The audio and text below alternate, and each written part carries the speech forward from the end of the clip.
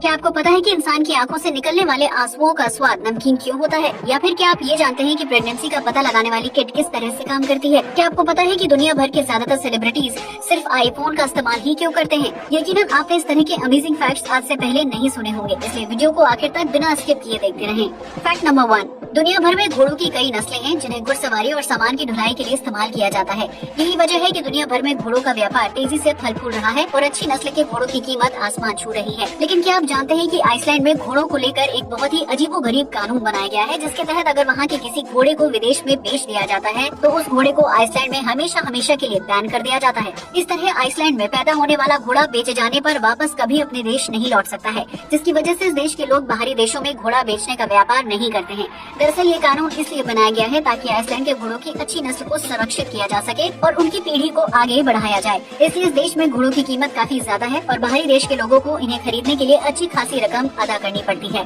Fact number 2, आज तक आपने आतंकवादियों से जुड़ी कई घटनाओं के बारे में सुना होगा, लेकिन आज हम आपको 3 साल के एक ऐसे बच्चे के बारे में बताने जा रहे हैं जिसे अमेरिकी दूतावास ने आतंकवादी समझने की गलती कर दी थी। दरअसल साल 2017 में हार्वे कैनियन नाम का 3 साल का बच्चा अपने परिवार के साथ लंदन से फ्लोरिडा घूमने के लिए जा रहा था, लेकिन तभी उसे यात्रा करने से रोक दिया गया। दरअसल हार्वे के परिवार ने फ्लोरिडा घूमने के लिए उसका भी वीजा बनवाया था, जिसके लिए एक फॉर्म भरा गया था, लेकिन हार्वे के दादाजी ने जल्दबाजी में एक ऐसी गलती कर दी जिसकी वजह से हार्वे को आतंकी घोषित कर दिया गया।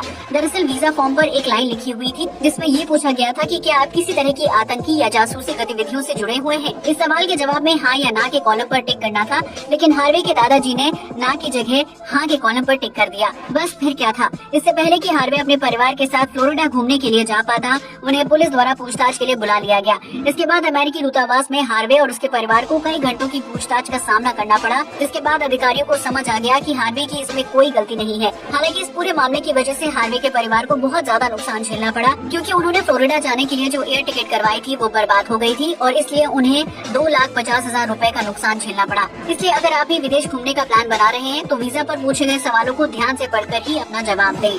फैक्ट नंबर 3, भारत में हर मंदिर, मस्जिद, गुरुद्वारे, मेट्रो स्टेशन, बस स्टॉप समेत बाजार और सड़कों पर भीख मांगने वाले बच्चे और औरतें दिखाई देती हैं, जिनकी संख्या इतनी ज्यादा है कि आप और हम सोच भी नहीं सकते।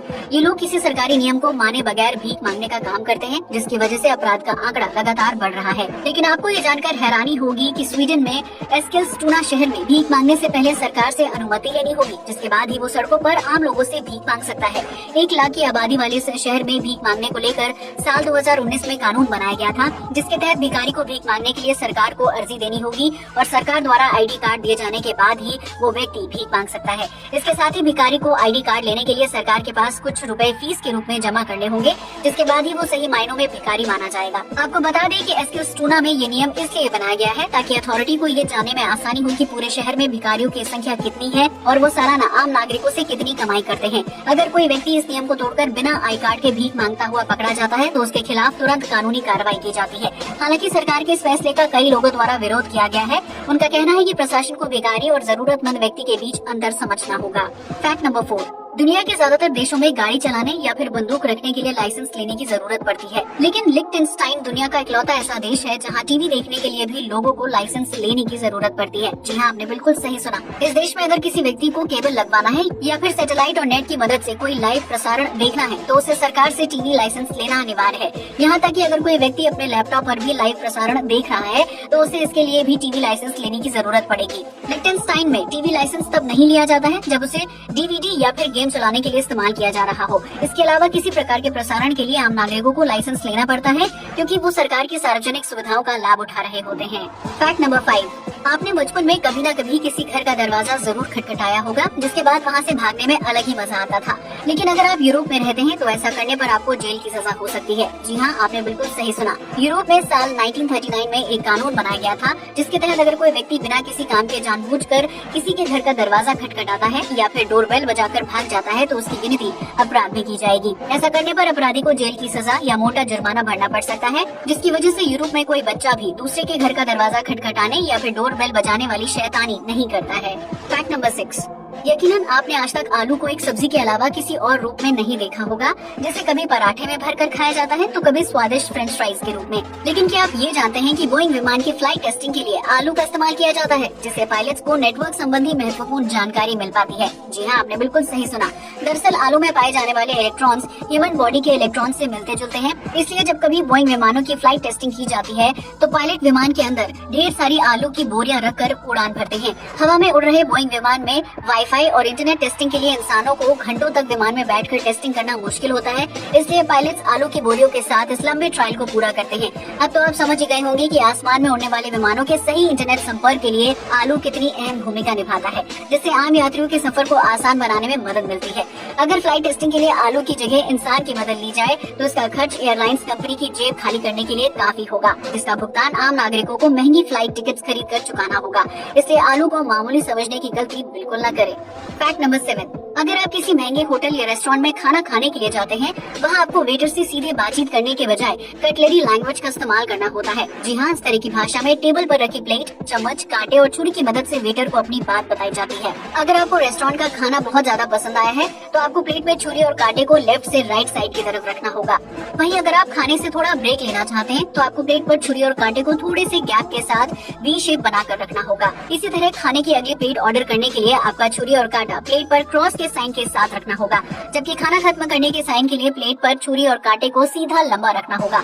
इस तरह आपकी प्लेट पर छुरी और कांटे के शेप और साइज से वेटर समझ जाएगा कि आप उससे क्या कहना चाहते हैं, जिसकी वजह से बड़े बड़े होटल और रेस्टोरेंट्स में लोगों का शोर और आवाज नहीं सुनाई देती है। बड़े होटलों और रेस्टोरेंट्स में इस तरह की कटलरी लैंग्वेज को इसलिए भी फॉलो किया जाता है ताकि खाना खाने आए ग्राहक अपनों के साथ बातचीत करते हुए अच्छा टाइम स्पेंड करें और उन्हें बार बार वेटर को अपनी बात समझाने की जरूरत न पड़े।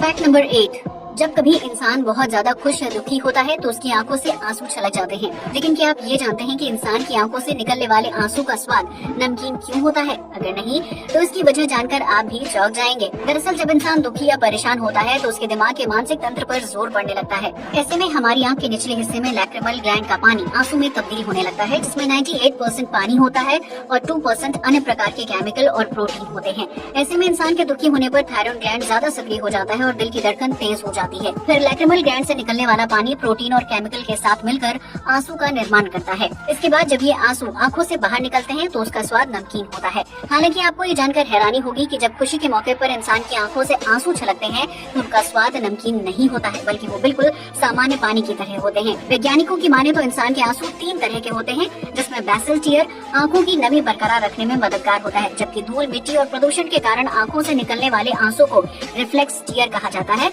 वहीं खुशी या दुखी होने पर आंखों से इमोशनल आंसू बहते हैं। फैक्ट नंबर 9, यूँ तो आईफोन के प्रति पूरी दुनिया में बहुत ज्यादा दीवानगी है, जिसकी वजह से इस ब्रांड के फोन बिना किसी विज्ञापन के भी इतने ज्यादा बिकते हैं। लेकिन क्या आपने कभी सोचा है कि मार्केट में इतने मोबाइल ब्रांड्स होने के बाद भी ज्यादातर सेलिब्रिटीज आईफोन का इस्तेमाल क्यों करते हैं? अगर आपको ये लगता है कि आईफोन का इस्तेमाल करने से एक्टर्स का स्टेटस हाई नजर आता है तो आप काफी हद तक सही है। लेकिन आईफोन का इस्तेमाल किए जाने के पीछे सिर्फ स्टेटस ही मेन कारण नहीं है, बल्कि इसके पीछे सिक्योरिटी भी खास भूमिका निभाती है। दरअसल आईफोन को हैक करना बहुत ही मुश्किल काम होता है, जिसकी वजह से एक्टर्स की लाइफ काफी आसान हो जाती है। अगर सेलिब्रिटी आईफोन की जगह एंड्रॉइड फोन का इस्तेमाल करना शुरू कर देंगे तो काफी हद तक संभावना है कि उनकी चैट्स, फोटोज और निजी चीजें हैकिंग के जरिए पब्लिक हो जाएं।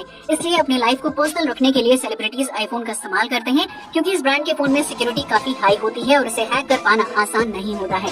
हालांकि ये बात अलग है कि चीन में हैकर्स की एक टीम ने आईफोन 13 को हैक करके अनलॉक कर दिखाया था, लेकिन इसका मतलब ये नहीं है कि आईफोन के सभी फोन्स को हैक किया जा सकता है। फैक्ट नंबर 10, ये तो हम सभी जानते हैं कि आज का जमाना बहुत ही एडवांस हो गया है, जिसकी वजह से अब प्रेगनेंसी टेस्ट के लिए डॉक्टर के पास जाने की जरूरत नहीं पड़ती, बल्कि अब घर में ही प्रेगनेंसी किट के जरिए सिर्फ 2 मिनट के अंदर महिलाएं प्रेग्नेंट हैं या नहीं इस बात का पता चल जाता है। लेकिन क्या आपने कभी सोचा है कि एक छोटी सी प्रेगनेंसी किट के जरिए ये कैसे पता चलता है कि महिला प्रेग्नेंट है? अगर नहीं तो आइए आज इस सवाल का जवाब जानते हैं। दरअसल बाजार में मिलने वाली प्रेगनेंसी टेस्ट किट को इस तरह से डिजाइन किया जाता है कि वो महिला के यूरिन में ह्यूमन कोरियोनिक गोनाडोट्रोपिन यानी HCG नाम के हार्मोन का पता लगाने का काम करती है, जिससे ये पता चलता है कि महिला प्रेग्नेंट है या नहीं।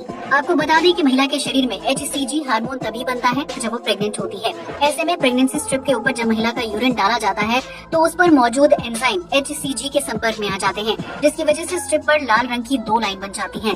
लेकिन महिला के यूरिन में HCG हार्मोन न होने की स्थिति में स्ट्रिप पर मौजूद एंजाइम किसी भी तत्व के संपर्क में नहीं आते हैं, जिसकी वजह से प्रेगनेंसी किट पर सिर्फ एक ही लाइन होती है। इन्हीं लाइंस को देखने के बाद महिलाएं ये समझ पाती हैं कि वो प्रेग्नेंट है या नहीं, जो घर बैठे प्रेगनेंसी टेस्ट करने का बहुत ही आसान उपाय है। आजकल बाजार में कई तरह से प्रेगनेंसी टेस्ट किट हैं, जिसमें से कई में पहले से ही 2 लाइन होती हैं और महिला के प्रेग्नेंट होने पर उन लाइन का रंग बदल जाता है। खैर, प्रेगनेंसी किट पर बनी लाइंस किसी भी रंग या नंबर में हो, लेकिन वो सभी HCG हार्मोन का पता लगाने के लिए एक ही तरह से काम करते हैं। आज के लिए बस इतना ही। वीडियो अच्छा लगा हो तो इसे लाइक और शेयर करें, साथ ही हमारे चैनल को भी सब्सक्राइब करें। जय हिंद दोस्तों।